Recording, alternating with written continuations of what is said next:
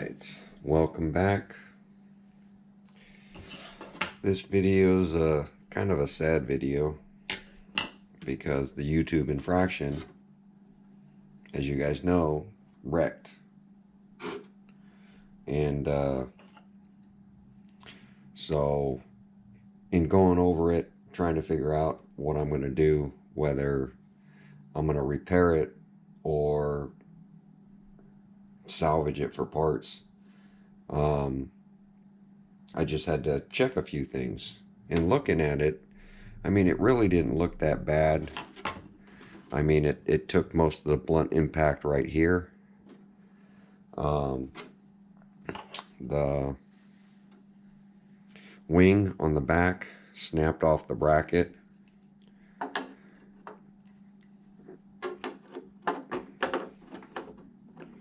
So that is no longer any good.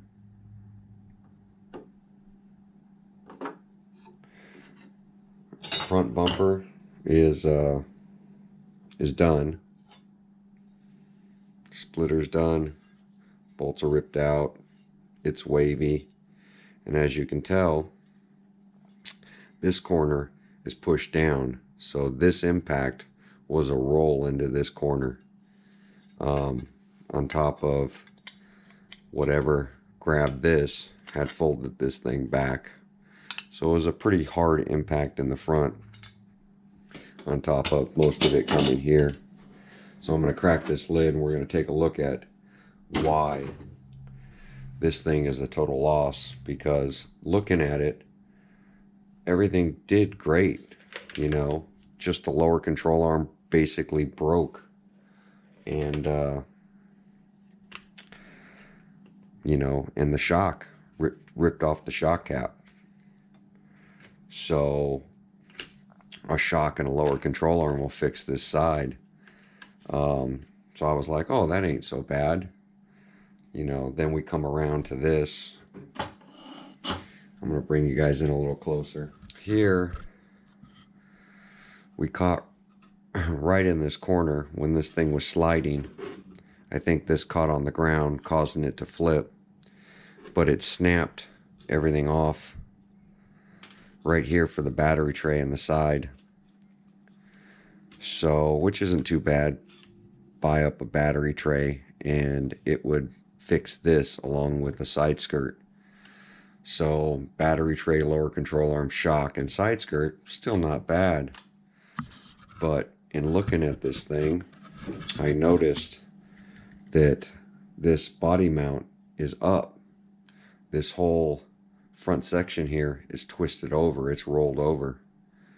Come to find out, the front part of this chassis is actually twisted. So the chassis itself is no good. So now we're talking chassis, battery tray, lower control arm, shock, front bumper, front splitter. It starts adding up, and it adds up quick. You know, in reality, this was a limitless. So for $400, $399, you can replace this. So for me, as you see, the limitless body mounts are still here.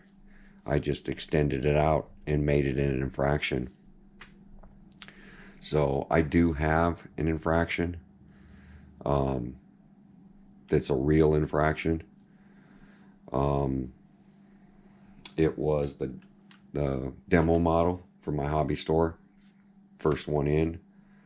So I think my best bet is going to be to salvage this thing for parts. Use this thing as a spare parts chassis, you know, because I've got good control arms and 3 good shocks and, you know, good parts.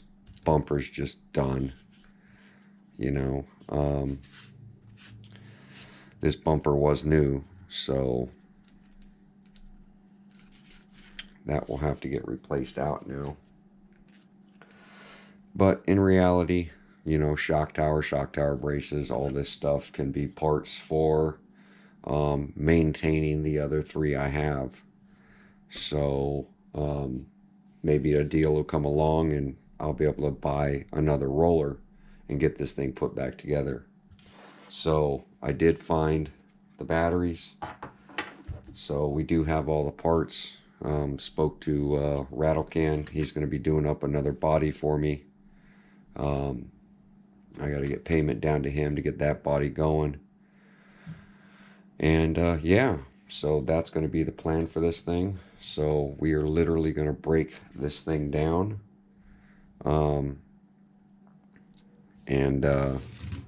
And use this one for parts. So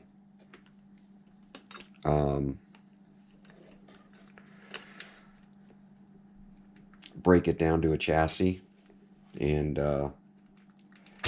maybe see about putting it back together. But for now, I'm just going to transfer everything on to my other infraction so that I can keep this project moving, because I still want to finish up with the twin motor build. This is my 3,000 subscriber build, and we're coming real close to it.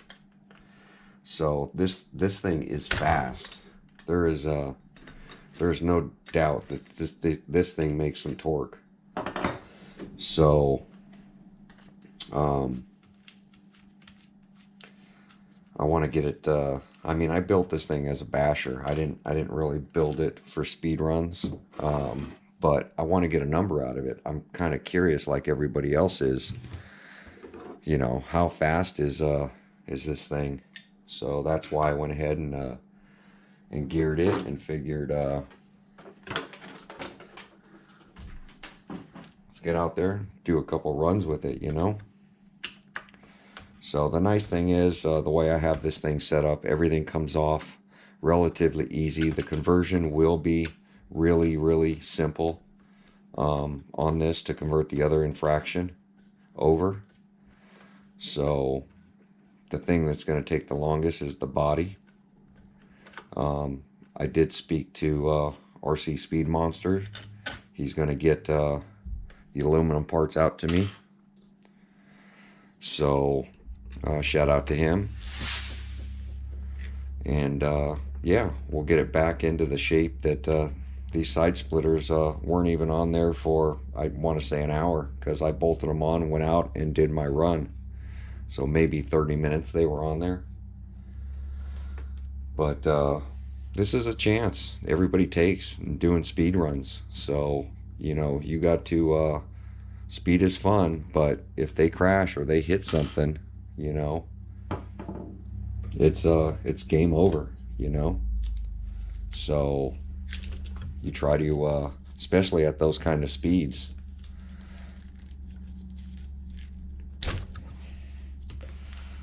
You know, I'm not new to the speed game. I've been running for a while. This isn't the first car I've ever totaled. You know, I went through a lot of slashes before I hit the 100-mile-an-hour mark. Never totaled a Rustler, but I did total, I think, 6 slashes.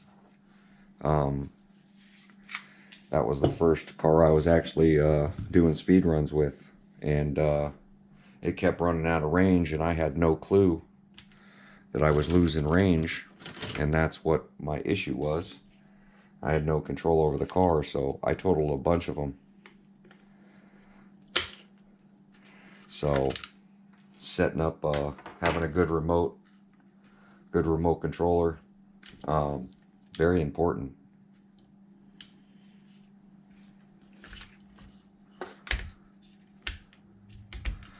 So I set this thing up to come apart pretty easy.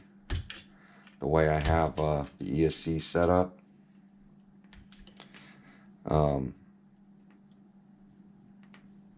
Everything is on that top brace.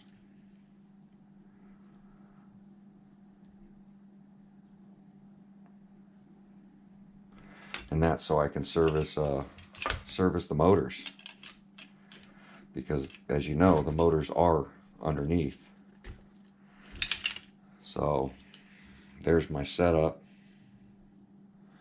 Top brace does look okay.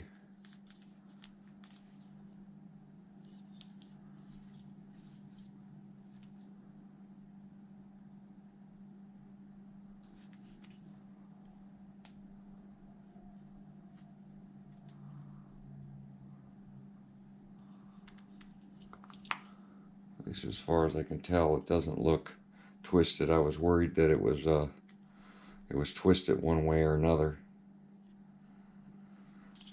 but hopefully that's okay. The way that's shaped kind of looks like it'll fold. Support braces still look okay.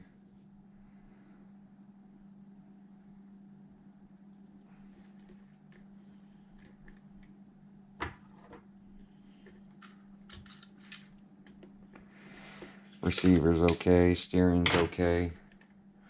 Servo held up really well for the impact it took on that wheel. So that's doing really, really good there. These are my fans.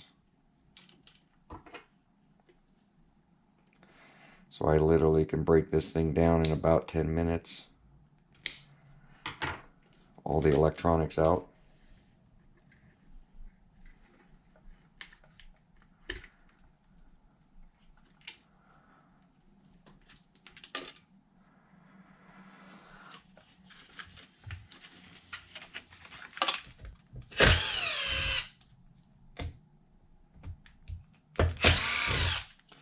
All the oil from the shock fluid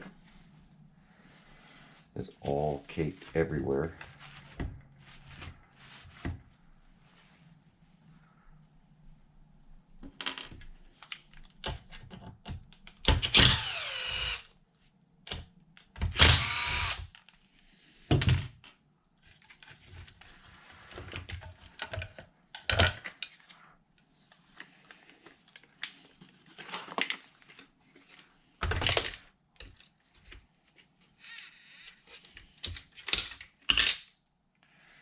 So there's our twin motor setup. Pinions did well. Everything with that modification did really well.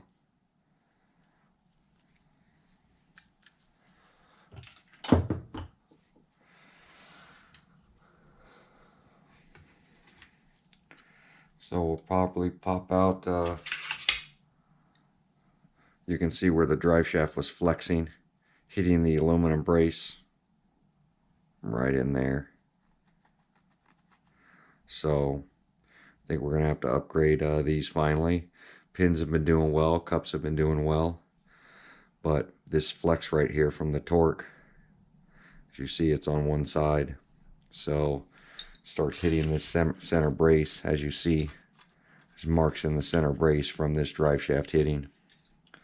They didn't clearance these rears very well. The fronts is clearanced pretty good, but the rear is just a straight, so it might be worth grinding some out. But yeah, so that's basically going to be, we'll salvage out the servo brace, and that's basically it. That'll all pop into the new one, and this will sit like this. I'll probably break down everything on it, figure out what's going on with the chassis in this corner that's twisted up, and yeah, it's pretty high on this corner. Looks like it's about an inch up. So that's it. I'm going to get the other one in here. I'm going to get all that popped into it, get my receiver taken out of here, pop that into the new car. And yeah, this chassis will be done. Now that this is broken this way, I don't know. I'm going to see if I can wire this up to one switch.